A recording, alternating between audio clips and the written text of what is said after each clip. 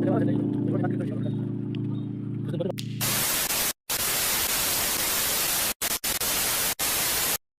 Family કેમ છો તમે બધા મજામાં? તો આઈ હોપ તમે બધા મજામાં રહીશો.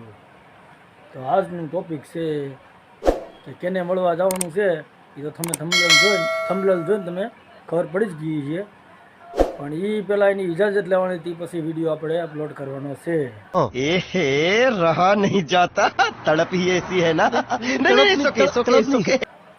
એટલે આપણે અમિતભાઈ ને રિંકલબેન છે બ્લોગ, તો અમિતભાઈને આપણે મળવા જવાનું છે અત્યારે ઈશ્વરિયા. અને હાલો થઈ ગયા, હવે આપણે જવાનું સીધું બસ સ્ટેન્ડની અંદર આવી ગયા છીએ અને બસમાં બે નીકળી જાય. હાલો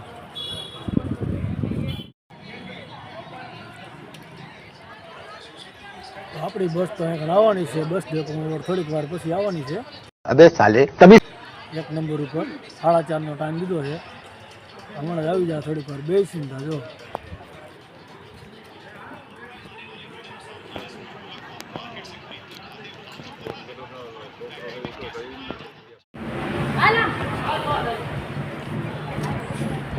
હાલો તો આવી ગઈ છે આપણી બસ, બેસી જઈ બસમાં. હાલો ફૂકાવા છે થઈ ગયા છે, બસ હાલતી થઈ ગઈ છે. વરસાદ ચાલુ થઈ ગયો છે, ગુવાહાટી બોલાવવા મળ્યો.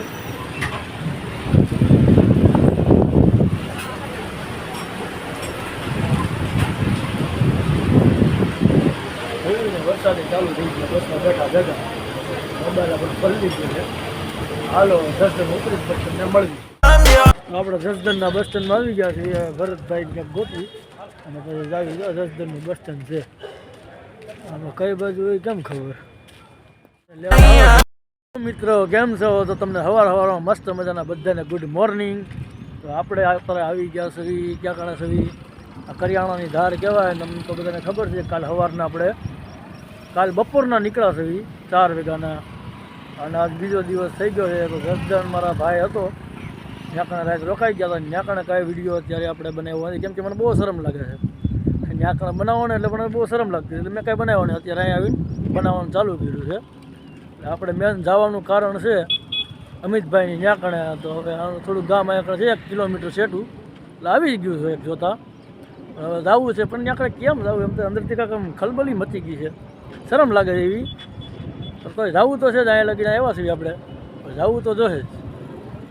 હાલો આપણે જાવીને જાય આગળ બધું વાતાવરણ બધું મસ્ત, પવન ચક્કી બક્કી આવડી મોટી આવું બધું અહીંયા આવ્યા રાખે, કેવી મસ્તીની છે જોયો ને.